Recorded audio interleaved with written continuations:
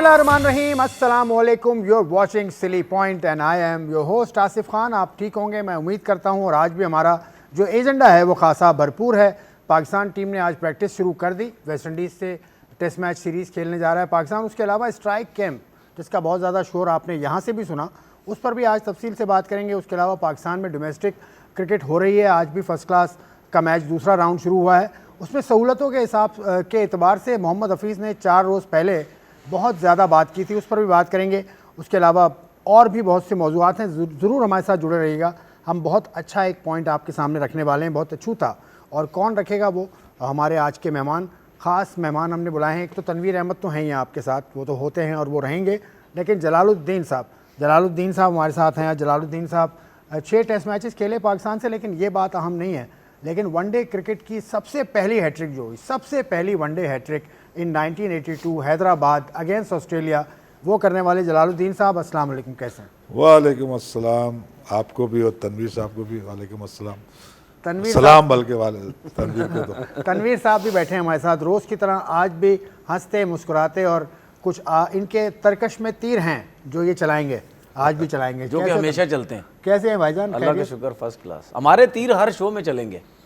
सही है। जिस शो में मेरा तीर नहीं चलेगा फायदा कोई नहीं है। निशाने पे लगना चाहिए, तीर को निशाने पे नहीं लगता, निशाने पे है। अब सामने वाले को दर्द नहीं हो रहा तो हम क्या कर सकते हैं? चलो, तो तीर में ताकत की जरूरत है, ये तनवीर अहमद का जहर कहना मिलाना है। पड़ेगा, जहर। हाँ, थोड़ा हाँ, जहर तो खैर होता है, जहर मतलब मीठा जहर होता है। ये किसी के दुश्मन नहीं है। ये हमेशा बात करते हैं कि इस्लाह हो जाए किसी तरह से, तो हम भी इस्लाह की हम कोशिश करेंगे।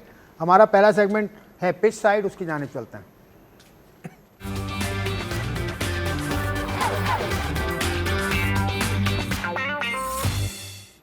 पिच साइड पे बात होगी आज पिच पर होने वाले प्रैक्टिस सेशन की, जो पाकिस्तान की टीम ने किया और वेस्ट इंडीज़ के खिलाफ खेलेगी टेस्ट मैच।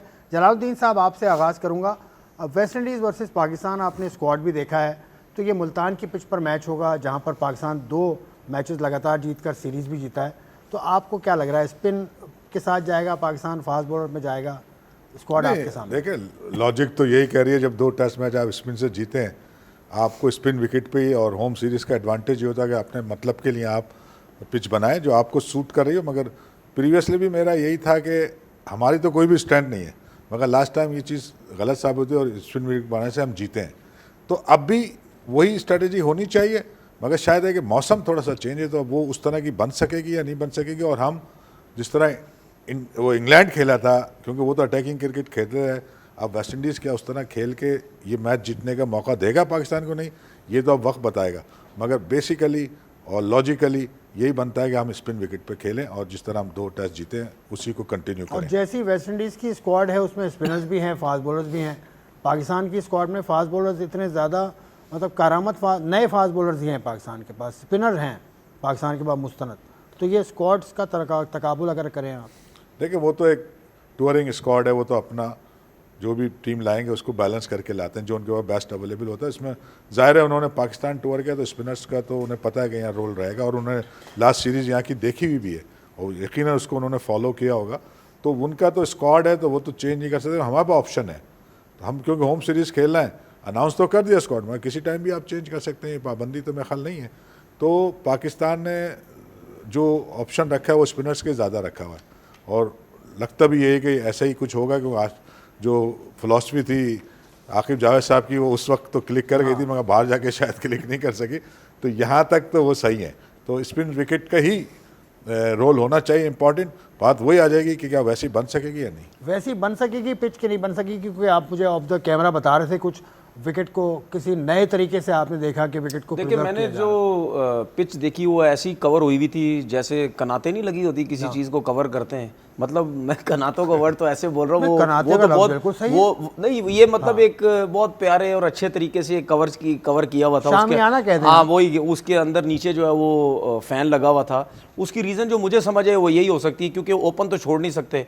लास्ट जो सीरीज़ हुई थी उसमें आपने विकेट को ओपन छोड़ा हुआ था क्योंकि मौसम ठंडा नहीं था। तो अभी अगर मौसम ठंडा है, उस तरीके से रोशनी नहीं पड़ रही, तो वो पिच का तो पंखा भी लगाने का कोई फ़ायदा नहीं है, क्योंकि उसका लगाने का मकसद ये है कि हीट दी जाए जितनी ज़्यादा दे सकते थे, और सूरज की अपनी जो नेचुरल जो रोशनी थी उसकी वजह से।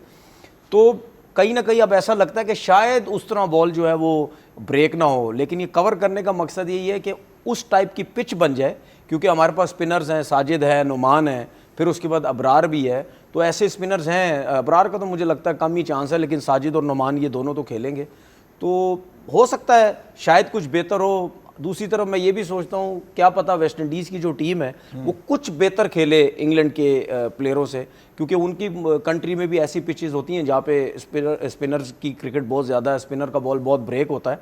लेकिन मकसद ये है कि अगर कहीं भी आप क्रिकेट खेलें, अगर बहुत ज़्यादा ब्रेक हो रहा है तो फिर किसी भी बैट्समैन, किसी भी टीम के लिए हो सकता है अपने लिए भी प्रॉब्लम हो जाए, क्योंकि अगर हम उनकी टीम देखते हैं उसमें 3-3 स्पिनर है, एक ऑफ स्पिनर है, 2 लेफ्ट आर्म स्पिनर है, तो उन्होंने भी ऑप्शन रखे हुए आपके पास स्पिनर्स के।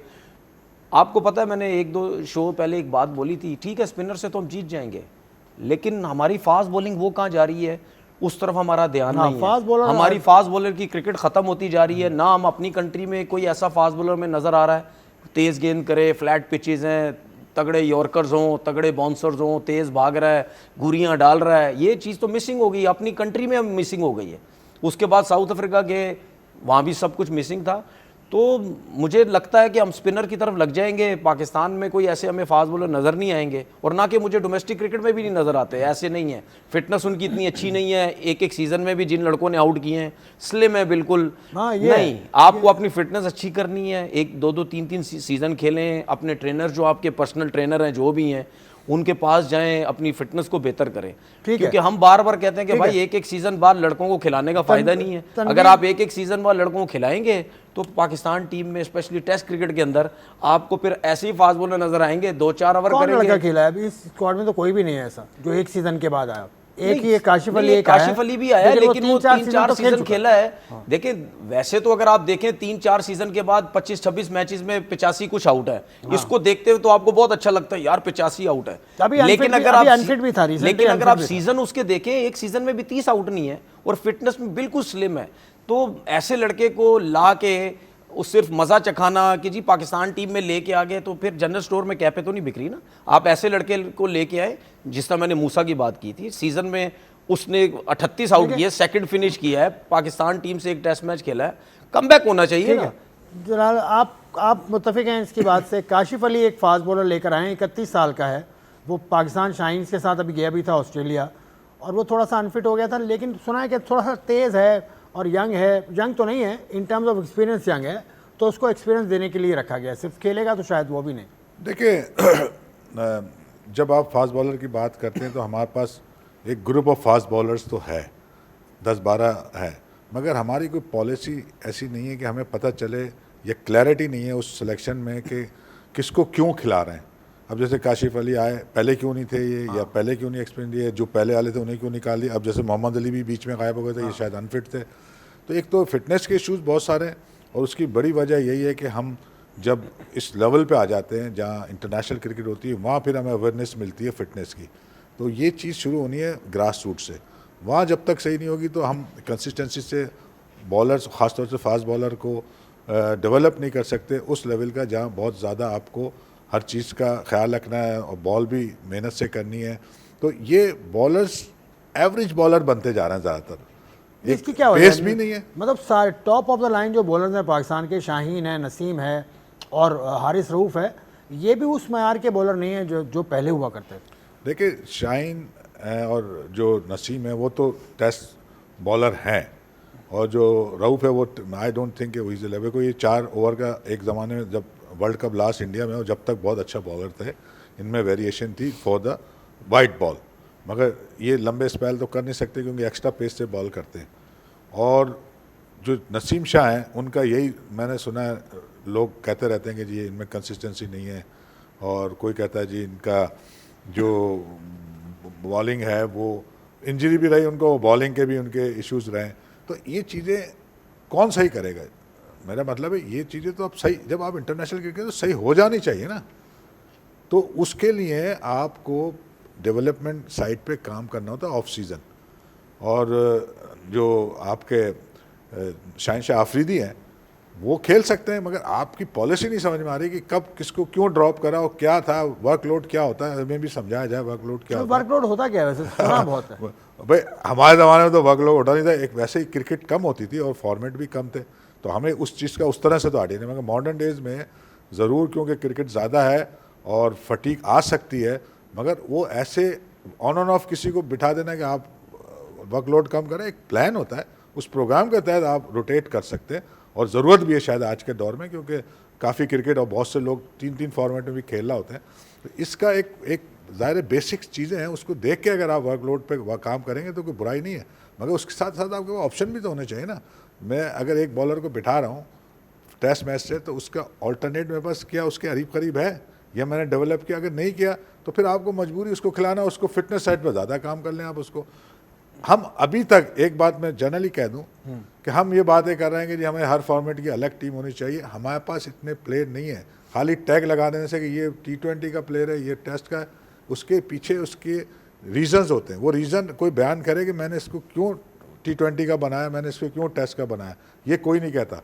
तो सिर्फ अकोमोडेशन की बात है, लोगों को अकोमोडेट करके ज़्यादा ज़्यादा खिलाने के चक्कर में 3 टीमें, जो कि गलत पॉलिसी है, उससे नुकसान हो रहा है पाकिस्तान के। अच्छा, तनवीर बैठे हैं, ये फास्ट बॉलर रहे हैं और 517 इन्होंने फर्स्ट क्लास आउट किए, इन्होंने शाहीन का और नसीम का इन्होंने प्रॉब्लम बताया, वो प्रॉब्लम आप सुन लें, फिर उस पर भी बात करेंगे। प्रॉब्लम नसीम का जो आप मुझे बता रहे थे कि उसका ये वाला हाथ, देखिए शाहीन का तो मैंने ये बताया था ना, जिस तरह काफ़ी लोग उसकी बात कर रहे हैं कि जो उसका जो फ्रंट लेग है वो बाहर निकल जाता है, शायद जलाल भाई ने देखा भी हो, उसका फ्रंट लेग जो बाहर निकल जाता है जब वो गैदर पे आते हैं। एक तो वो इतनी तेज़ी से आते हैं पीछे से भागते हुए, उसका आर्म्स जो है वो बहुत तेज़ घूमते हैं।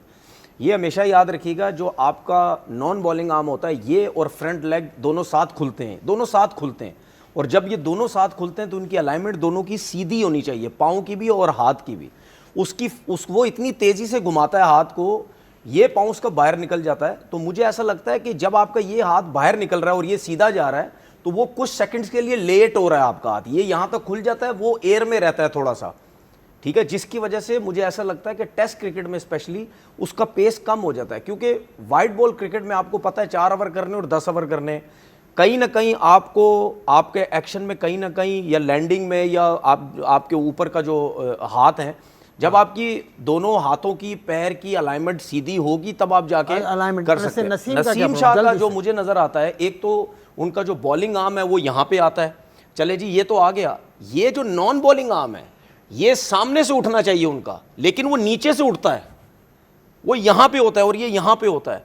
तो जब एक बॉलर का हाथ एक यहाँ से आ रहा है और ये नीचे से उठ रहा है, तो आपने देखा जब वो गैदर पे आता है उसकी बॉडी टेढ़ी हो जाती है, क्योंकि ये हाथ नीचे है, ये यूं है। तो मैं सिर्फ ये कहता हूं अपने कोचिज से, मैंने जिस तरह आपसे बात की, खुरम शहजाद हो गया, आमिर जमाल हो गया, इनको कौन सही करेगा? मतलब ये इसीलिए, अब मुझे एक बात बताएं, अगर नसीम शाह का नॉन बॉलिंग आर्म यहाँ से खुलने के बनिस्बत यहाँ से नीचे से ऊपर आ रहा है, तो इस शोल्डर पे सारा लोड पड़ रहा है। ये हमेशा याद रखे, दोनों हाथ और पाँव ये कॉम्बिनेशन से चलते हैं, ऐसा नहीं हो सकता ये हाथ आप बंद कर दो इससे हाथ चलाते रहो, या ये हाथ नीचे कर दो इससे खाली बॉलिंग नहीं होगा। तो जिसकी वजह से याद आपको उसके शोल्डर में इंजरी हो गई थी, ये हाथ ये इसको सपोर्ट ही नहीं करता। जलालुद्दीन साहब हैं लेवल 4 कोच, और ये उस ज़माने में कोचिंग का ये हाईएस्ट कोचिंग इन्होंने हासिल की थी जब पाकिस्तान में कोई भी नहीं करता था, आज से कोई 30 बरस पहले।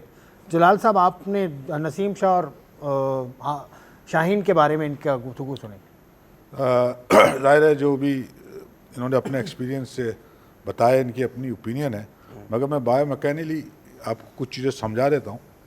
देखें जी, जो पेस है वो एक तो आपके रनअप से जनरेट होता है, जिसे हम फोर्स कह लो या मोमेंटम कह लो, ठीक है ना, और दो बाकी फेस जो है आपकी जो पेस जनरेट हो रहा है, पेस की भी खाली बात करो, वो शोल्डर रोटेशन से, रिस्ट एंड द फिंगर, ये 4 चीज़ें ऐड करती हैं आपका जो एक्चुअल जो पेस है वो आपके अंदर है, वो आपकी फिजियोलॉजी में है, ठीक है ना। उसमें फास्ट टिश्यूज़ और स्लो टिश्यूज़ का कॉम्बिनेशन होता है, वो इलाके के हिसाब से डाइट इनहेरिटेंट होता है। असल जो पेस है वो आपकी बॉडी में है, और उसको थोड़ा इम्प्रूव कर सकते हैं आप 5 से 10%, वो थ्रू दिस कर सकते हैं, रनअप से आपका shoulder rotation, wrist and finger, ये तो पेस को बढ़ाने की बात हो रही है। जो ये अलाइनमेंट की बात कर रहे हैं, अलाइनमेंट से इफ़िशेंसी बढ़ती है। अगर आपकी हर चीज़ एक लाइन में है, जहाँ आपने बॉल को टारगेट किया, आप जहाँ पिच करना चाहते हैं, अगर वो आपकी अलाइनमेंट अच्छी है तो आप कंसिस्टेंसी से वहाँ पिच कर सकते हैं। अलाइनमेंट की जो मदद है वो एफिशिएंसी के लिए है और पेस बढ़ाने की जो है वो आपके मोमेंटम से होता है। अच्छा, अब एक्यूरेसी की बात आ रही है कि वो एक्यूरेस नहीं है, वो रिलेट करता है बैलेंस से। When you are about to release the ball, if you are in a balance position, तो आपका कंट्रोल एंड पावर आएगी, ठीक है ना। तो बैलेंस कैसे होंगे? जब आपकी हर चीज़ आपकी with in centre of gravity हो रही होगी। अगर आप एक सर्किल बना दें अपना राउंड, आपका bowling art, front arm, front leg उसके अंदर है और आप जब रिलीज कर रहे हैं आपकी पोजीशन अच्छी है, तो आप it's mean that you are in a balance position, ठीक है ना। स्टेबिलिटी एंड बैलेंस एक ही बात है। तो अब अगर आप ये चीज़ें इस तरह से देखें सही, अब जो इन्होंने ऑब्जर्वेशन की मैंने उस तरह से देखा नहीं है, मुझे नहीं पता, मगर एक दो चीज़ें हैं कि अगर आपका जो आपका बॉलिंग आर्म जो मैंने देखा था उसके अंदर फिनिश होता था फाइनली, जो कि आउट स्विंग बॉलर के लिए अच्छा नहीं, उसका फिनिश साइड में होना चाहिए। मैंने अपनी एक छोटी सी वीडियो में भी बात की थी। और जो हारिस रफ़ी वो 1 फीट पीछे से बॉल ज़्यादा करता है, यानी जो आपकी पॉपिंग क्रीज होती है उससे 1 फीट पीछे से करता है, वो अपना पेस ज़ाया करता है। अगर वो पूरा लाइन कट करे तो उसका पेस बढ़ सकता है। ये छोटी छोटी चीज़ें जो कि आसानी से सही हो सकती है। तो जहाँ तक अलाइनमेंट की बात है, अलाइनमेंट अच्छी होगी तो एफिशिएंसी बढ़ेगी, आपका मोमेंटम जनरेट हो रहा है। और इसकी टाइमिंग, फिर जो ये बात कर रहे हैं ना, कोऑर्डिनेशन ऑफ लिम्स इंपॉर्टेंट है। जो फ्रंट आर्म है आपका, जब आप रिलीज करें तो ये यहाँ लॉक होना चाहिए। अगर ये लॉक नहीं हो रहा, अवे जा रहा है, तो आपकी पेस जनरेट। ये बात ये भूल गए इन्होंने कल की थी। नसीम शाह में दूसरा कहा था कि आपका हाथ चला जाता है। जो हर एक पोजीशन में डिफरेंट है। जैसे ये गैदर की बात कर रहे हैं, गैदर में हम सिर्फ उनके जो देखते हैं वो क्रॉस ओवर देखते हैं कि वो मोमेंटम फॉरवर्ड ले जा रहा है या नहीं ले जा रहा, और हाथ क्लोज टू होने चाहिए बॉडी। बैक फुट पे हम अलाइनमेंट देखते हैं hip and shoulder for action type देखने के लिए। जब फ्रंट फुट इम्पैक्ट होता है तो उसमें हम देखते हैं कि इसका हैंड जो है बॉलिंग आर्म लॉक हो रहा है और फ्रंट आर्म का वो देखते हैं उसकी किस जोन में है वो, मतलब फ्रेम। अगर हॉरिजॉन्टल है तो जनरली फास्ट बॉलर जब बॉल करते हैं उनका फ्रंट आर्म टच हो तो ये आर्म हॉरिजॉन्टल होता है, तो फुल फोर्स जनरेट होती है। तो ये बायोमैकेनिकली चीज़ें हैं जो कि आसानी से सही होती हैं। ये अपने एक्सपीरियंस से कुछ चीज़ बता रहे हो, अपनी जगह सही होगा, मगर अल्टीमेटली करना किसने? हम भी बता सकते हैं, ये भी बता रहे हैं, तो जिसने करना है वो करे। और जहाँ तक फिजिकल साइड है उसकी तो जाहिर है कि आपको ट्रेनिंग करनी है, आपको अपने बेस्ट करना है। अच्छा, इसमें अभी अब आगे टॉपिक की तरफ जाना है, थोड़ा वक्त कम है। ये अभी जो नॉन बॉलिंग आर्म की जलाल भाई भी बात कर रहे थे ना, ये मैं अपने एक्सपीरियंस के हिसाब से बता रहा हूँ। देखिए क्यों बोलते हैं कि इसको यहाँ ला के लॉक करना चाहिए। एक तो आपकी अलाइनमेंट सीधी, उसके बाद इसके यहाँ लॉक होने से ना आप शोल्डर की स्पीड बहुत तेज स्लो कर सकते हैं। इसको यहाँ लॉक करते हैं, उसके बाद ये लॉक होने के बाद इसको बड़ी सपोर्ट मिलती है, तेज मूव कर सकते हैं, स्लो मूव कर सकते हैं। ये जब बाहर निकल जाएगा ना तो एक ही पेस से घूमेगा ये, फिर इसको सपोर्ट नहीं मिलेगी। ठीक है तो ये सब चीजें जो है ना मिला के एक बॉलर बनता है। हमने अपने बॉलर की बॉलिंग को ना मजाक बनाया हुआ है, इसीलिए तो आपके सारे लड़के अनफिट हो जाते हैं। बॉलर की बॉलिंग का तो पाकिस्तान क्रिकेट बोर्ड देख रहा होगा कुछ ना कुछ, लेकिन जलाल साहब ने और तनवीर साहब ने जो बातें बताई, अब बैट्समैनों को बेहतर बनाने के लिए पाकिस्तान क्रिकेट बोर्ड ने आज ही से एक कैंप का आगाज़ किया है। 3 माह का कैंप है। अब्दुल रज़ाक उसके हेड हैं, उसके साथ उनके 52 कोचेज भी हैं। जलाल साहब बताइए, strike camp during the first class event 25 लड़के निकाल लिए, तो अच्छा है, ये पाकिस्तान को फ़ायदा होगा, स्ट्राइकर मिलेंगे पाकिस्तान को। देखिए इसको अगर हम आइडिया कहें या विजन कहें, वो अपनी जगह सही है, अच्छा ज़रूरत है, मगर उसका प्रोसेस सही नहीं लग रहा मुझे। प्रोसेस मीन एक तो टाइमिंग, जैसे अभी आपने बताया फर्स्ट क्लास के दौरान उठा के ले गए, और डेवलपमेंट जो भी होती है वो ऑफ सीज़न की जाती है। इन सीज़न तो जो आपकी स्ट्रेंथ है उस पर ही खेलते हैं आप। नई बात कोई करता है तो उसको क्रिकेट की समझ नहीं है। तो एक तो टाइमिंग सही नहीं है, दूसरा इस कैम्प के पीछे मतलब जो प्रोग्राम है वो क्या है वो भी हमें नहीं पता। ये खाली जो पावर हिटिंग है कोई ताकत से थोड़ी होती है, इसमें आपको बायो मैकेनिक्स भी इन्वॉल्व करनी है। इसमें जो जजमेंट है जिसे हम शॉट सिलेक्शन कहते हैं वो इम्पॉर्टेंट है। फिर इसमें ज़्यादा आपकी जो स्ट्रेंथ है, जो मसल स्ट्रेंथ है वो भी इन्वॉल्व है, और हर चीज़ आपकी जो लीवर एक्सटेंशन है ये सब मिल के आपको पावर हिटिंग का बनाता है। तो ये चीज़ें खाली एक रज़ाक जो हिटिंग करते थे, मैं शायद उन्हें खुद भी नहीं पता वो क्यों हिटिंग अच्छी करते थे, he is a good hitter, मगर जो सिखाना है वो एक अलग चीज़ है। तो आप उसमें अगर तीनों एरिया में काम नहीं करेंगे, जिसमें बायो मैकेनिक्स का यूज़ और उसमें उसके साथ साथ फिज़िकल साइड प्लस ये कि आपकी जो मेंटल साइड है, इसे हम जजमेंट कहते हैं, कि सबको मिला के करेंगे। मगर इस एज में मैं समझता हूँ कि राइट एज नहीं है ये काम सिखाने के लिए, अर्ली एज में सिखाना चाहिए। अर्ली एज में आपने उनके साथ, रज़ाक के साथ पूरी एक टीम है जिसमें एनालिस्ट भी हैं, वीडियो एनालिस्ट भी हैं, तो जलाल साहब जो कह रहे हैं कि बायोमैकेनिक्स भी इन्वॉल्व होगी, तो वो तो इन्वॉल्व है इसमें। देखिए आप मेरे साथ बहुत अरसे से हैं, आपको मेरी समझ आ गई होगी। मैं ना एक अपने तरीके से जो है वो बात करता हूँ। देखिए जब जलाल भाई लोग क्रिकेट खेलते थे, बायोमैकेनिक है थी उस टाइम? नहीं, उस वक्त तो क्या ये लोग सारे बॉलिंग नहीं करते थे? क्या उस टाइम बैट्समैन नहीं थे?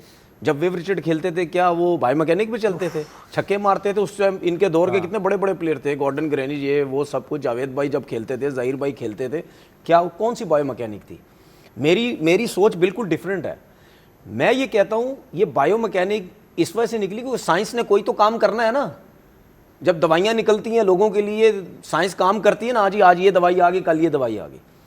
मैं ये कहता हूँ जो मुझे समझ आती है कि हमारे लड़कों को एक तो अपने पे कॉन्फिडेंस नहीं है, दूसरा जिस तरह मैं कहता हूँ ना तगड़ा जिम, टांगों में जान, जब आपके टांगों में, कमर में जब जान होगी ना और आपको अपने बल्ले पे कॉन्फिडेंस होगा, तो फिर आप बोलोगे मैं सीधा भी मारूंगा, सीधा भी जाएगा, कवर पे मारूंगा, कवर भी जाएगा, ऑन साइड में मारूंगा, हर जगह जाएगा।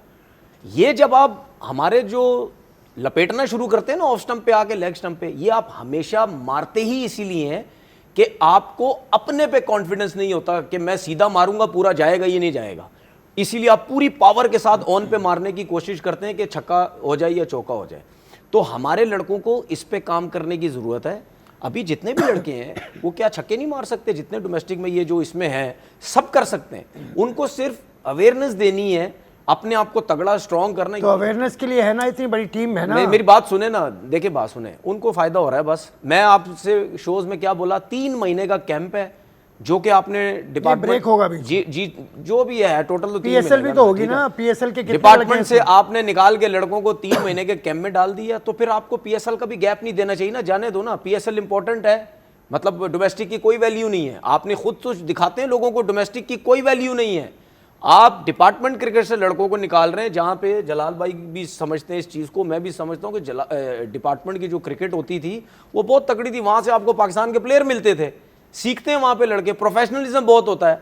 आप वहां से लड़कों को निकाल के आप 3 महीने का कैंप लगा रहे हैं, तो फिर पीएसएल में उनको जो है वो इजाजत नहीं होनी चाहिए। पीएसएल में इजाजत देनी चाहिए लड़कों को, सारे के सारे। मैं तो कह रहा हूँ इस फर्स्ट क्लास में भी देनी चाहिए जो हो रही है। इस टाइमिंग ही गलत है ना। मैं तो ये कहना जो प्रोसेस को कहा। दूसरा जो एक बात मैं थोड़ा सा ऐड कर दूं, है टाइम आपके पास?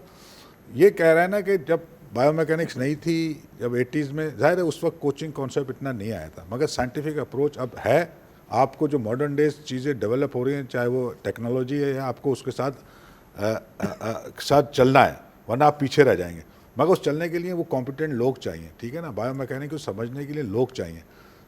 जैसे आपने कहा नहीं एक मिसाल दे रहा हूँ, आपने कहा उस वक्त गॉर्डन ग्रेनिज भी होता है, हमें भी ये बताया था ये जो बंदा बॉलिंग से अवे खेलोगे यार ये सही नहीं है, तो उसकी अब रीज़न हमें पता है क्यों सही नहीं। अब अगर आप सेंटर ग्रेड से निकल जाओ, आउट ऑफ बैलेंस हो जाओ, आउट ऑफ बैलेंस होंगे तो 50-50 चांस हो जाता है आउट होने का, आपके कंट्रोल नहीं होता। जितना आप बैलेंस होंगे आपके पावर एंड कंट्रोल आएगा।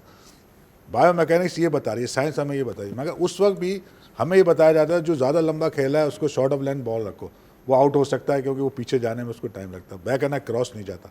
तो रीज़न जो उस वक्त नहीं पता था, काम यही हो रहा था जो तुम कह रहा हो कि छक्के जब भी लगते थे, मगर उस वक्त ना इतनी पावरफुल हमारे पास वो जो अब तो इक्विपमेंट भी बहुत अच्छे आ गए ना, वो इतने अच्छे इक्विपमेंट नहीं थे, लोग उतना रिस्क लेते थे, क्रिकेट का कॉन्सेप्ट चेंज था।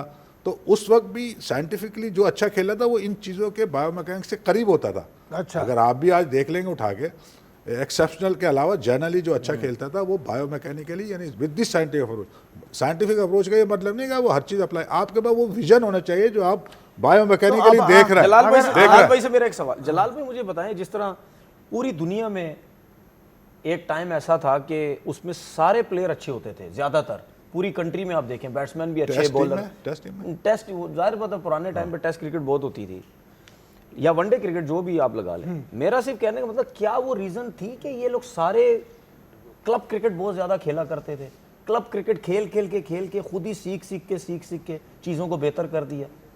देखिए दो तरीके होते हैं क्रिकेट सीखने। एक तो आप खेल के सीखते जो हमारे ज़माने में था, ज़्यादातर हम एक्सपीरियंस करके सीखते थे और थोड़ा बहुत जो सीनियर प्लेयर थे वो गाइड करते थे, कोचिंग कॉन्सेप्ट नहीं था उस वक्त। अब आपके पास मॉडर्न डेज में दोनों चीज़ें आ गई हैं।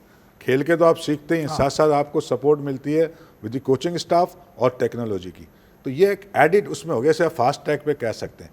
तो इसलिए अब हमारे पास दोनों ऑप्शन मौजूद है कि आपको गाइडेंस मिले विद द एक्सपर्ट्स, टेक्नोलॉजी का यूज़ हो, और अल्टीमेट तो गेम आपको खेलना है। खेल के जितना सीखते हैं वो हर चीज़ से ज़्यादा है वो चीज़। मगर अब क्योंकि क्रिकेट आ गई है, कोचिंग आ गई है, आपको कोचिंग, आप कहें जी मैं तो कोचिंग नहीं लूँगा, तो वो आप पीछे हो जाएंगे। अच्छा जलाल भाई, उसका फायदा है उन बॉलर्स के लिए अब, मगर वो कॉम्पिटेंट होना जरूरी है ना। अच्छा जलाल भाई, उन बॉलर्स के लिए बायोमैकेनिक चीज कैसे काम करेगी जिनके एक्शन ही डिफरेंट से हैं, बिल्कुल यूनिक से एक्शन है, मतलब मलिंगा हो गया या और दो जो इनके लिए बायोमैकेनिक क्या बोलेंगे कि बेसिक चीजें तो सही होंगी ना, सिर्फ मोहम्मद आसिफ का आम action एंगल देख का लें। फर्क था ना। मोहम्मद आसिफ का एक्शन देख लें, उसका नॉन बॉलिंग आर्म इतना यूज नहीं होता था। किसका? मोहम्मद आसिफ का।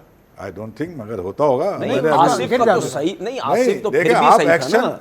एक्शन तो हर इंडिविजुअल का डिफरेंट हो सकता है, मगर बायोमैकेनिकली आप देखें कि क्या वो बैलेंस होता था, क्या उसका रिस्ट सही काम कर रही थी, क्या उसका शोल्डर रोटेशन तेज था या स्लो था, ये तो आपने उसको भी देख सकते हैं अच्छा, ना। modern day जब वो great- अच्छा कर रहा था तो इन चीजों के करीब होगा वो, मॉडर्न डेफिनेटली होगा। अभी आपने बताया कि फ्रंट फुट पे गेंद दूर नहीं खेलना चाहिए, हमारे ज़माने में खेलना कहते थे चाहिए ना। विराट कोहली इस वक्त इसकी प्राइम एग्जांपल है। मुझे लगता है अभी रिसेंट ऑस्ट्रेलिया टूर पे बहुत वो उनके हिसाब से बड़ी ब्लो पावर परफॉर्मेंस रही। विराट कोहली का इस वक्त टेक्निकल अगर कोई प्रॉब्लम है तो वो क्या है, एज कोच आप बताइए। देखिए मैंने उस तरह रिसर्च बेस तो नहीं किया, मगर जनरली जब आप ज़्यादा दूर अवे से खेलते हो, जहाँ बॉल मूवमेंट है वहाँ चांस हो जाते हैं आउट होने के, 50-50 चांस, यानी बढ़ जाता है रिस्क। तो क्योंकि उसका एक अपना वे ऑफ नेचुरल है, वो तो खेलता है, जहाँ मूवमेंट नहीं होगी वो इसी शॉट पे चौका मार देगा। अब जब आपकी थोड़ा सा आउट ऑफ फॉर्म होते हैं और the condition is not suit for that particular shot, जिसे हम अडॉप्टेशन कहते हैं, वो ज़्यादा करता नहीं है विराट कोहली, क्योंकि उनके यहाँ कॉन्सेप्ट चेंज हो चुका है कि आपने आके जो आज की रिक्वायरमेंट है, जिसमें आपने अगर पहली बॉल आपको मिल रही है तो आप उस पर अटैक करें, ये अब दुनिया में ये कॉन्सेप्ट आ गया। अब ये नहीं कि मैं अभी सेट हो रहा हूँ पहले मैं खेल लूँ, तो इसलिए जब वो अटैक करने जा रहा है तो इतना सक्सेसफुल नहीं हो रहा। अगर उसने वो छोड़ा नहीं है, वो थोड़ा बहुत प्रैक्टिस करके अपने आप को सही करता है, उसकी टेक्निक में कोई फ्लॉ नहीं है, सिर्फ वो थोड़ा सा लंबा खेलता है, जिसे हम कहते हैं अवे द बॉडी अटैक करने के लिए। तो वो कब मुश्किल में आएगा, जब उसकी फॉर्म नहीं होगी। फॉर्म कैसे नहीं होगी, जब उसकी टाइमिंग का फ़र्क आ जाएगा। या दूसरी सूरत ये होती है कि अगर कंडीशन सूट नहीं कर रही तो आप थोड़ा सा अडॉप्ट करते हैं, थोड़ी देर को रुकते हैं। वापस क्या है, क्या प्रैक्टिस उसको करनी चाहिए स्पेसिफिक? तो ये तो बेसिक है, आपको वापस बेसिक पे आना पड़ता है। आप अगर ज़्यादा दूर खेलो, आप थोड़ा देर पुश नहीं करो आप नई बॉल को, आप थोड़ा सॉफ्ट हैंड से खेल लो, बॉल को करीब आने दो। जब थोड़ा सा चीज़ें कंट्रोल में आ जाए, फिर यही शॉट आप खेल सकते हो, चौका मारोगे, क्योंकि आपके जो स्ट्रेंथ है उसको आप ख़त्म नहीं कर सकते। अडॉप्ट कर सकते हो फॉर अ टाइम बीइंग, कि आप अभी नए आए हो, बॉल मूव हो रहा है, तो आप उसको अडॉप्ट करो, कंडीशन को अडॉप्ट करो, नॉट दी सिचुएशन। सिचुएशन क्या है कि 3 आउट हो गए और अभी हमारे 25 रन पे, तो मैं आके खेलने लगूँ पहली बॉल चौके वाली और रोक लूँ, that is not allowed. Condition है, मुश्किल है, बॉल अच्छी कर रहा है, 2 विकेटें गिरी हुई, उससे आपको नहीं, आपको सिर्फ कंडीशन को अडॉप्ट करना है। तो ये मॉडर्न डेज क्रिकेट यही है कि अब सारी चीज़ जो घूम रही है वो स्ट्राइक रेट पे घूमती है। मॉडर्न डेज क्रिकेट की बात है स्ट्राइक रेट, वो आपको कैसे मेंटेन करना है, फोरडे के हवाले से, वैसे वनडे के हवाले से, मगर with the adaptation of condition. ये नहीं कि अगर बॉल इतना रसूंगा पहली बॉल पे आप 10 रन का एवरेज नहीं बना सकते, तो आप थोड़ा वेट करें, मगर ओवरऑल आपको इस पे मेंटेन करना है। ठीक है, बहुत ऐड कर दूं एक बहुत तनवीर, एक थोड़ा सा वक्फा मुझे लेना है। कंडीशन ऐसी है कि वक्फा लेना है, तो I am playing according to the condition, जैसे Adopt कि कर रहा जलाल साहब ने किया। I am adopting it and taking a break.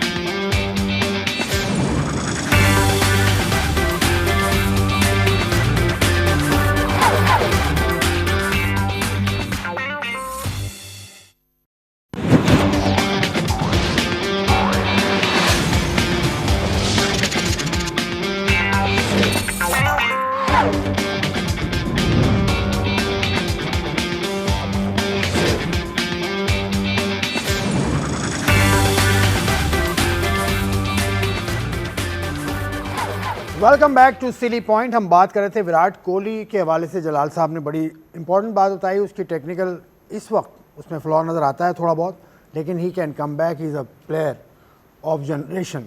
आप कुछ कहना चाह रहे थे ब्रेक पे जाने देखिए ज़रूर कोई ना कोई उसमें प्रॉब्लम है जो कि वो बार बार ऑफ स्टंप से बाहर जाती बॉल पे वो आउट होता है। जो मैंने उसमें कुछ चीज़ें देखी हैं, उसकी वीडियोस बार बार मैंने देखी हैं, मुझे ऐसा लगता है देखिए एक तो वो लेग स्टंप लेते हैं वो, अगर ये सामने से अगर बॉलर बॉल कर रहा है, अगर मैं एक शोल्डर दिखा रहा हूँ अपना सिर्फ, ठीक है ना, इसमें ये होता है कि आप क्रॉस बहुत ज़्यादा नहीं जाते, आपको जो ये फ्रंट वाला पाव है आपका क्रॉस नहीं जाएगा, क्योंकि आपके माइंड में एक चीज़ होगी कि मैं सीधा खड़ा हूँ, अगर मैं जाऊँगा तो ऑफ स्टंप से बाहर मेरा ये पाँव चला जाएगा। उसमें ये होगा कि आप जब बैट्समैन को खेलने जाएंगे, बॉलर को खेलने जाएंगे, तो आपका पाँव बिल्कुल सीधा रहेगा, जो 3 स्टंप्स है ना उससे बाहर पाँव नहीं जाएगा, उसकी सीध में पाँव आपका आएगा।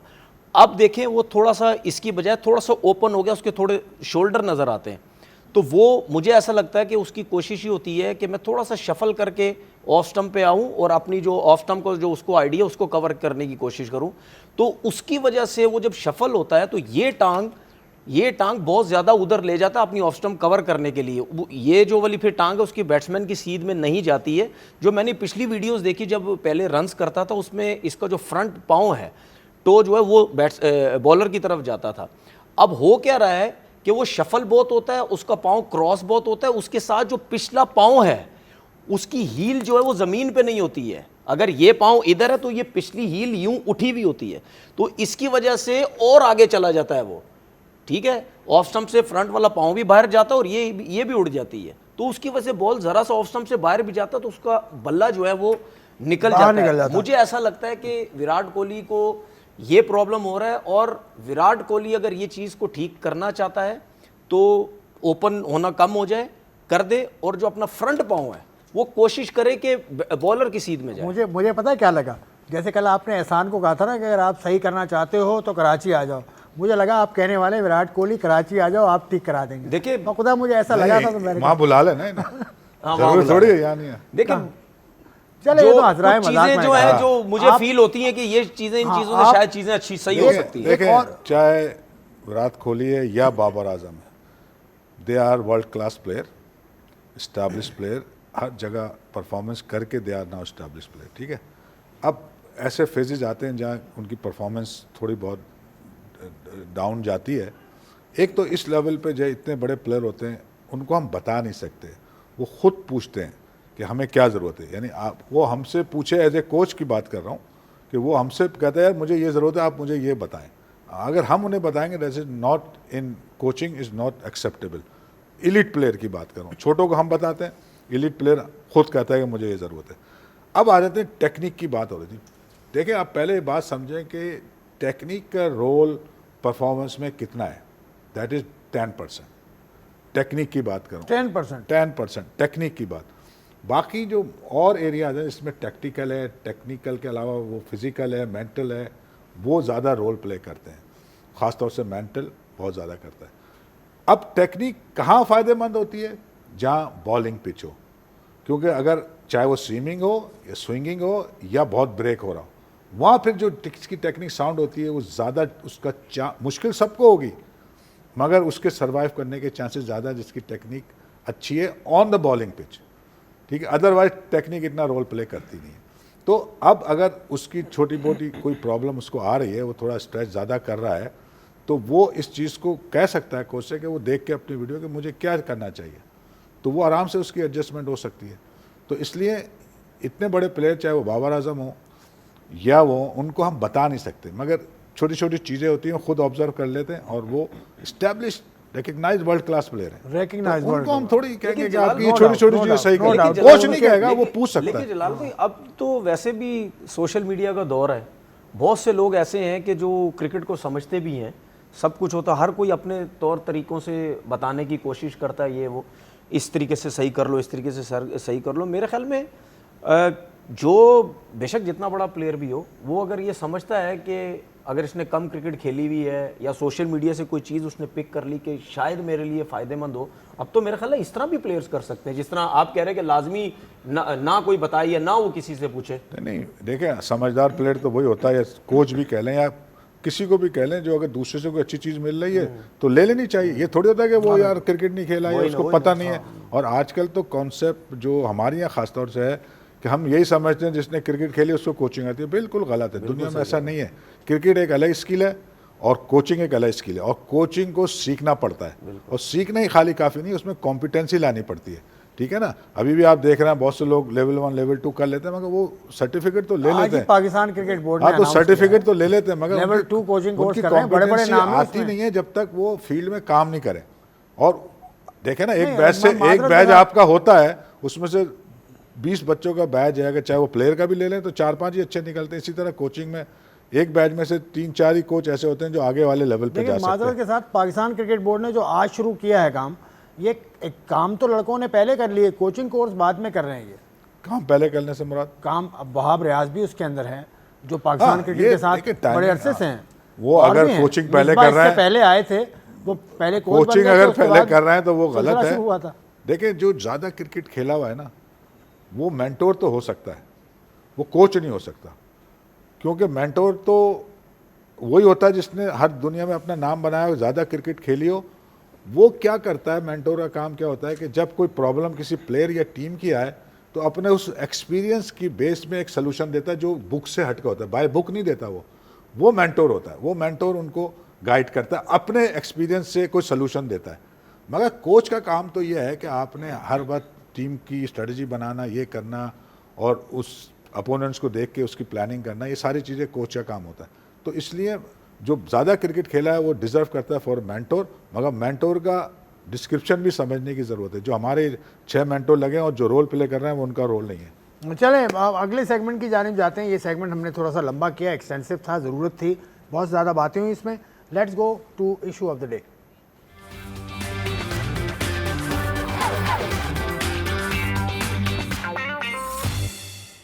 इशू ऑफ द डे में खुशामदेद। इशू ऑफ द डे क्या है? आज का हमारा बड़ा एक्सक्लूसिव इशू है। साइम अयूब को सब जानते हैं, सारी दुनिया जानती है, और जब इसने इतने अच्छे रन बनाए तो इसके कई दावेदार पैदा हो गए कि इसको इंट्रोड्यूस हमने कराया था। एक अंग्रेज़ी का मकूला है कि victory has many fathers but defeat is an orphan. तो इसी तरह से हुआ कि सब, किसी ने कहा कि मैंने इंट्रोड्यूस कराया, किसी ने कहा मैंने कराया। तो ये शख्स है जलालुद्दीन साहब, ये इनका किया धरा है। ये इसको लेकर गए थे 2016 में चेन्नई, इंडिया। अपनी अंडर 16 की टीम थी इनके, जो इनकी एकेडमी है कस्टम्स क्रिकेट एकेडमी, वहाँ से ये लेकर गए थे। वहाँ से साइम अयूब और उसके अलावा और भी बच्चे थे उसमें। जलाल साहब, ये आपका कारनामा है जलाल, इसको ढूंढना साइम को? कारनामा तो उसको नहीं कहूँगा, हम ये रेगुलर काम कर रहे थे। देखें, एक ये भी एक स्किल है कि आप अर्ली एज में आइडेंटिफाई कर लें टैलेंट को, और इसमें हमने एक्सपर्टीज़ बनाई है। ऐसे में साइम अयूब जैसे 50 नाम ले सकता हूँ जिनको हमने 12 साल, 13 साल, 14 साल में किया। मैं ये नहीं कह रहा कि मैंने इसको डेवलप किया है, आइडेंटिफाई मैंने किया, और जिस हद तक हमारे पास है हमने उसको डेवलप भी किया। मगर डेवलपमेंट से long process. Now he has become a very good player. इसने बहुत सारी चेंजेस भी किए हैं और अपने आप को एक कॉम्पैक्ट प्लेयर बनाया। मगर इंटरनेशनल मटेरियल ये थे, हमने इसको आइडेंटिफाई किया जब ये अंडर 15 था, ये और हम इसको हम लेके गए। इसमें साइम अयूब खड़ा हुआ पहचान में, वो देखा ना, उसी की है। हाँ, उसी टूर की है ये। तो उसी टूर की पिक्चर, इसमें साइम अयूब नहीं है, ख्वाजा नाफे भी है, ये साद भी खड़ा हुआ है, ये सब अभी पाकिस्तान के प्लेयर हैं। और तैमूर मुस्तफा भी खड़ा हुआ है, ये भी बच्चा अच्छा खेलता है। काफ़ी सारे इसमें 4-5 का बैच। तो मैंने कहा ना, एक बैच में से 4-5 ही जाते हैं ऊपर। ऐसे बैच हमारे बहुत सारे, इसमें शान मसूद भी है, सरफराज भी है, और भी बहुत सारे। हमने क्यों 15 टूर और 12 टूर किए हैं इंटरनेशनल। उसके अलावा जो डेवलपमेंट प्रोग्राम यहाँ रन किए उसमें भी बहुत सारे प्लेयर जो हैं वो निकल के आए। मगर जब आप ये क्लेम करो कि ये मैंने डेवलप किया, तो उसके लिए 5 साल चाहिए। आपके पास वो 5 साल है, जो कि बांग्लादेश में होता है, BKSB उनका एक इंस्टीट्यूशन है, वो गवर्नमेंट बेस है। वहाँ वो प्लेयर को लेते हैं on the basis of sports talent, और उसको पढ़ाते भी हैं, उसको सिखाते भी हैं। तो वो अगर क्लेम करें कि मैंने डेवलप किया तो सही है। हाँ, शॉर्ट ड्यूरेशन में आप कुछ ना कुछ तो ज़रूर सिखाते हैं, मगर डेवलपमेंट के लिए 5 साल का पीरियड चाहिए, जो हम कर रहे हैं अभी। एक यहाँ पे आपसे भी बात भी शायद इसमें हो। तो साइम अयूब को आइडेंटिफाई हमने किया, लेके गए, ऑन रिकॉर्ड है, कोई हम कोई वो तो नहीं कर ना, मैं ये क्लेम कर रहा हूँ कि मैंने इसको डेवलप किया। हाँ, ये था टैलेंटेड, और इसने अपने आप को बहुत इंप्रूव किया है। इंटरनेशनल मटेरियल होना एक अलग चीज़ है, एक अच्छा डोमेस्टिक प्लेयर होना अलग है। इसको भी मैं डिफाइन कर सकता हूँ, आप किसी वक्त। चलिए, अगला सवाल आपसे करूँगा मैं। आप लेकिन फिर ये हमारे यहाँ ये है कि प्लेयर खुद ही नाम ले देते हैं, लोगों के नाम ज़्यादा लेते हैं, प्लेयर अपने बारे में कम बताते हैं, नए प्लेयर्स। देखिए, मुझे बहुत गुस्सा आता है इस चीज़ के ऊपर। जब आप पाकिस्तान खेल लेते हैं उसके बाद जो उन पे काम करने वाले लोग होते हैं वो उनकी तस्वीरें लगा देते हैं, प्लेयर्स भी आके उनके नाम लेते हैं। मैं ये कहता हूँ ये गलत है भाई। आपको अब जिसने जलाल भाई की एकेडमी में वो गया, इन्होंने वहाँ पे काम किया, सब कुछ किया, वो भी तो बंदा होगा ना जो जलाल भाई की एकेडमी तुम्हें छोड़ के गया था, तुम्हें घर से निकाल के लेके गया था।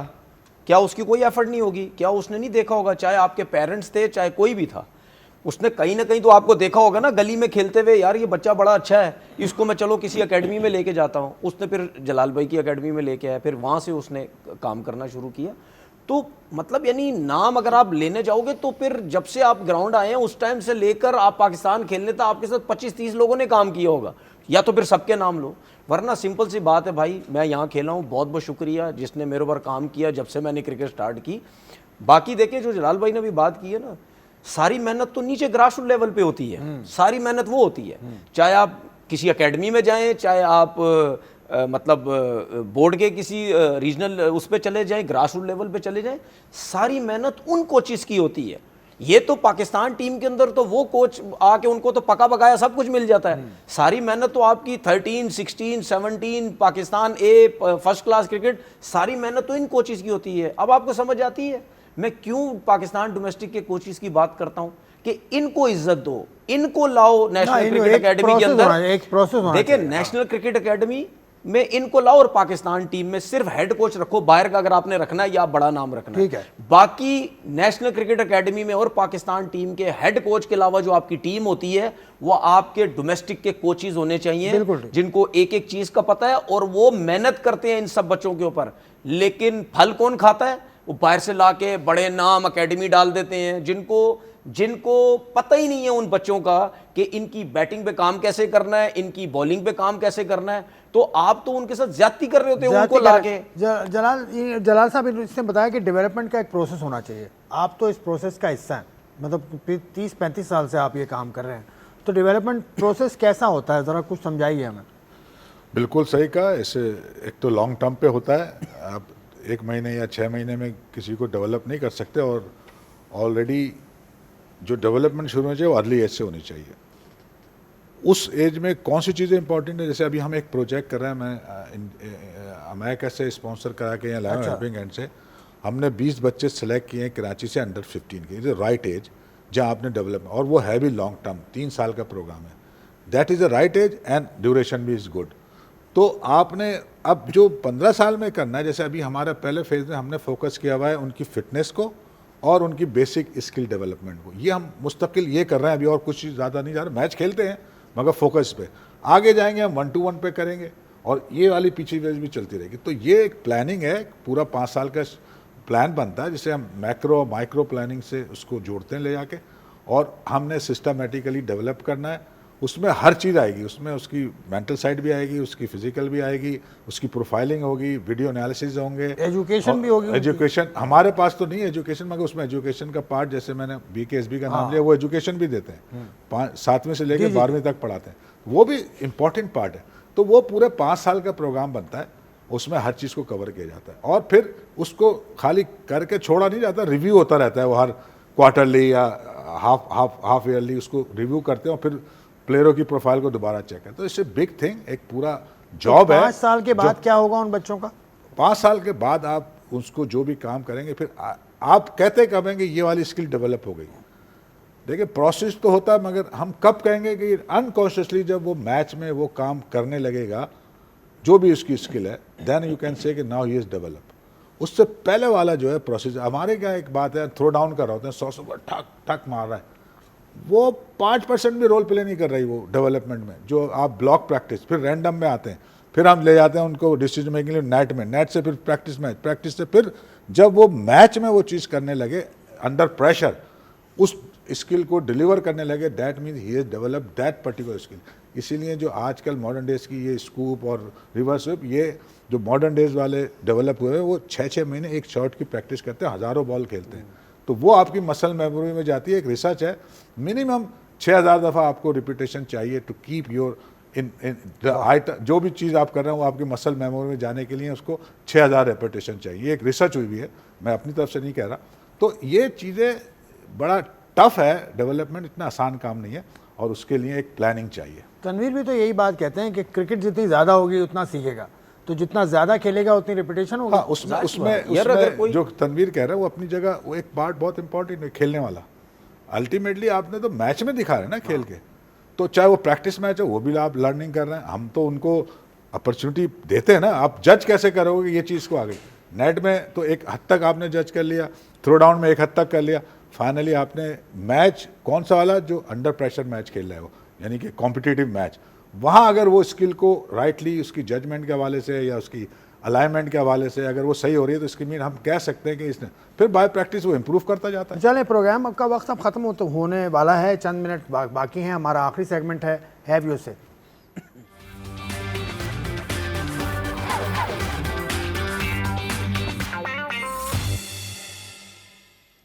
हैव यू से में हम आपके पैगामात शामिल करते हैं, लेकिन आज हमने, क्योंकि प्रोग्राम हमारा थोड़ा सा बड़ा था, हमारे साथ गेस्ट भी मौजूद हैं, तो आज आपके वीडियो मैसेजेस या ऑडियो मैसेजेस हम नहीं चलाएंगे, लेकिन आपको एक और मौका देते हैं कि आप हमें ज़रूर भेजिए अपने वीडियो पैगामात। जो आपने कल भेजे थे वो मेरे पास महफूज हैं, वो हम चलाएँगे। ये कार्ड आपकी स्क्रीन पर है, इस पर नंबर भी लिखा हुआ है, व्हाट्सएप नंबर है जिस पर मैं खुद ये सारी चीज़ें रिसीव करता हूँ, आपसे बात भी करता हूँ। सोशल मीडिया हैंडल्स भी आपके को पता है, PTV के इंस्टाग्राम पे हो, एक्स पर हो या फेसबुक पर, इस पर अपने पैगामात भेजते रहिए। हम अपने आपके पैगामात शामिल करते रहेंगे।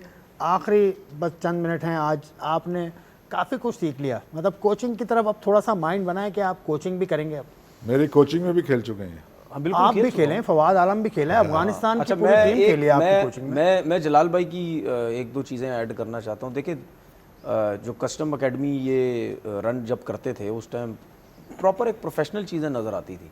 बिल्कुल, ये मैं समझता हूँ कि जब हम खेल रहे थे क्रिकेट, तो मैं समझता हूँ कि लड़के यही कहते कि प्रोफेशनल तरीके से जो एकेडमी जब इन्होंने फर्स्ट टाइम जब मतलब रन की थी वो बड़ी अच्छी थी। कोचेज़ भी बड़े प्रोफेशनल होते थे, स्पेशली जिम का सिस्टम बड़ा ज़बरदस्त था। तो हम भी काफ़ी वहाँ पे हम जाके हम जिम विम करते रहे हैं, तो काफ़ी चीज़ें थी, कोचेज़ वगैरह भी बहुत अच्छे थे। तो बात यह है कि नीचे का सिस्टम, मैं बार बार कह रहा हूँ, जब आपका एक अच्छा होगा तो आपके पास प्लेयर्स भी जो है वो डेवलप होंगे। और देखिए, कोचिंग का हर किसी का शौक़ नहीं होता, ये जलाल भाई भी इस चीज़ को ज़ाहिर बात मानेंगे। बहुत से ऐसे प्लेयर होते हैं जो क्रिकेट खेलते हैं, वो समझते हैं हम कोचिंग की तरफ आएंगे। बहुत से ऐसे होते हैं जो समझते हैं हम टीवी पे आगे बैठ के बातें करेंगे। बड़े बड़े प्लेयर्स हैं। मैं क्यों नहीं आना चाहता कोचिंग में, क्योंकि मैंने जो जितनी क्रिकेट खेली पाकिस्तान से, जो 2-2.5 साल टीम के साथ रहा, मुझे ठुड्डे पड़े। मुझे कहीं से वो एक मज़ा नहीं आया मुझे कि वाकई यार इतने आउट किए, एक रिस्पेक्ट मिली, टीम में गया एक रिस्पेक्ट मिली, मुझे मज़ा नहीं आया। तो उसके बाद से मैंने फ़ैसला किया, मैंने नहीं भाई इस तरफ वापस नहीं आना, क्योंकि हम मेहनत करने वाले लोग हैं सुबह से लेकर शाम तक। अगर मैं कोचिंग में भी आता हूँ, सुबह से लेकर शाम तक मेहनत करूँगा, तो मुझे सिला कुछ भी नहीं मिलना, ठीक है ना। तो इससे अच्छा चुप करके यहाँ पे आ जाओ। अगर यहाँ पे कुछ हमारा दाल पानी चल जाता है तो चलाते रहो। यहाँ आया, अल्लाह का शुक्र, अल्लाह ने इज्जत दी। बात करेंगे मेंटल एस्पेक्ट है, ये भी ठीक करना होगा कोचिंग में आने के लिए, अगर कोई आना चाहता है। ये मेंटल बात नहीं है, नहीं, ये आप गलत तरफ लेके जा रही है। मेंटल नहीं है। उन्होंने कोहली पे बात की थी ना, तो उन्होंने कहा था एक मेंटल ब्लॉक। नहीं, ये एक मैंने अपनी सोच बताई आपको कि वहां पे मुझे मजा नहीं आ रहा, दोबारा उसमें जाने की जरूरत नहीं है। लेकिन अब क्या नासिर हुसैन हो गया या थैटन हो गया कि उनको मेंटल प्रॉब्लम है, टीवी पे बैठे हुए? मेंटल प्रॉब्लम नहीं है ये। माजरत करता हूं अगर आपने इसको गलत किया। मैंने कहा मेंटल एक इशू हो जाता है ना, जलाल साहब ने बताया था 2-4 चीजें होती हैं, टेक्निकल भी है, मेंटल शॉक भी होता है। इस बात से तो बिल्कुल एग्री कर रहा हूँ कि जो कोचिंग है वो पैशन से हो सकती है। बगैर पैशन के आप कोचिंग कर नहीं सकते, क्योंकि बहुत टफ जॉब है। बगैर पैसों के हो सकती है, बगैर पैसों के भी नहीं होनी चाहिए, होनी नहीं चाहिए। तो जो बगैर पैशन के आप कोचिंग कर नहीं सकते, और coaching is a very tough job, और ईगो इसमें आपको मानी होती है। इसीलिए आप देखेंगे ज़्यादातर जो बड़े प्लेयर होते हैं, जिन्होंने बहुत ज़्यादा क्रिकेट खेली होती है, वो कोच आ ही नहीं सकते, वो कर नहीं सकते, उनकी ईगो नहीं खत्म होती, ठीक है ना। एक तो ये बात होगी। दूसरे जो ये बात कह रहे हो, बिल्कुल जो हम 10 साल से कह रहे हैं कि अगर पाकिस्तान की क्रिकेट सही होनी है तो ग्रास रूट से सही होगी। वहाँ पे ना तो बोर्ड इन्वेस्टमेंट करता है, ना वहाँ वो तवज्जो दे रहा है, और ना उसके बाद इतना टाइम है कि वो 3 साल इंतज़ार करे किसी रिजल्ट का। तो कभी भी ये जो आप चाहे वो चैम्पियंस कप करा लें या और इससे रिलेटेड चीज़ें कर लें, जो लोग चैम्पियंस कप में, उनमें बहुत सारे फ्लॉज हैं, वो अब सही हो ही नहीं सकते। तो इसलिए वो कभी भी क्वालिटी प्लेयर नहीं बन सकते। मैं बात कर रहा हूँ हम जो डेवलप कर रहे हैं थ्रू अपने प्रोसेस, या स्ट्रक्चर के, वो एवरेज प्लेयर परफॉर्मेंस डेवलप कर रहे हैं फॉर द इंटरनेशनल क्रिकेट।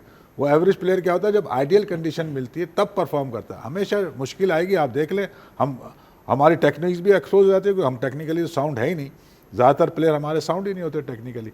तो जब मुश्किल पिच आएगी या मुश्किल कंडीशन आएंगी तो हम एक्सपोज होंगे। तो हमें डेवलप करना है थ्रू ग्रास रूट्स, जो हम कह रहा हूँ मैं कर रहा हूँ, मैंने ये प्रोजेक्ट ये करा। दूसरा एक बात मैं और आपके इस प्लेटफॉर्म से भी कह दो एक मिनट के लिए, कि सबको पे बैक करना चाहिए। हमारे बड़े बड़े प्लेयर बैठे हुए हैं, वो अगर अपने अपने जहाँ से उन्होंने क्रिकेट सीखी है वहाँ एक एक बैच ले लें अंडर 15 का, उसकी 1 साल का ट्रेनिंग प्रोग्राम बना दें। वो चाहे खुद ना भी करें पैसे इन्वेस्ट, वो ला के रिसोर्सेज कर सकते हैं। ये हमारे यहाँ कॉन्सेप्ट ही नहीं है, हम सिर्फ मांग रहे हैं, दे नहीं रहे। इन्होंने तो किया है थोड़ा बहुत, मैं तो सबने कुछ तो किया है, लोग अपने प्लेइंग मैं ये नहीं कह रहा कि किसी ने भी नहीं किया, मैं तो ये कह रहा हूँ कि करना चाहिए। थे ना, देखिए ये कैमरा मेरी तरफ ले है, मैं तो यूं कर रहा हूँ। आपके जितने बड़े सुपरस्टार है, किसी ने कोई प्लेयर निकाल के दिया, किसी ने कभी काम किया? की खराबी की वजह तो ये है, मशवरा दे रहे हैं ना, करना चाहिए। किसी ने देखिए क्या करना चाहिए। नहीं तो क्या वो मशवरा गलत दे रहे, मशवरा सही नहीं, दे रहे हैं मशवरा सही दे रहे हैं, ना। बिल्कुल। जब आपको इतना नाम मिला पाकिस्तान से, आपने इतनी परफॉर्मेंसेस दी, क्या पे आप बैक खुश किस भाई, बिल्कुल मिसबा कर रहा है, आप वकार खुश यूनुस देखें, कर रहा है, ये रज़ाक अब कर रहा है। सुन लेना मेरी बात सुन पे ले, बैक कुछ ट्राई देखिए तो मेरी करना बात है। ग्रास रूट्स पे करें, बिल्कुल मेरी बात सुने। फ्री कोचिंग देखिए, कराएं। हमारे लोगों को ये समझने की जरूरत है, जिन्होंने ज्यादा क्रिकेट खेल ली, ज्यादा पैसा कमा लिया, ज्यादा नाम बना लिया, उनको ये समझने की जरूरत है आप लोग खुशकिस्मत लोग हैं कि जिसको इतनी इज्जत इतनी मिली, उसके बाद आपने हमें दिया क्या? हमें तो कुछ भी नहीं दिया। चलो ठीक है, तनवीर अहमद की बातें आपने सुनी, जलालुद्दीन साहब की बातें आपने सुनी, मैंने बहुत कुछ सीखा है, लेकिन आपने भी ज़रूर सीखा होगा। मुख्तलिफ मौज़ूआत पर हमने बात की। दोनों मेहमानों का बहुत बहुत शुक्रिया, आपका प्रोग्राम देखने का शुक्रिया। आप सोशल मीडिया हैंडल पर ज़रूर अपनी राय से आगाह कीजिएगा। मुझे इजाज़त दीजिए, खुदा हाफ़िज़।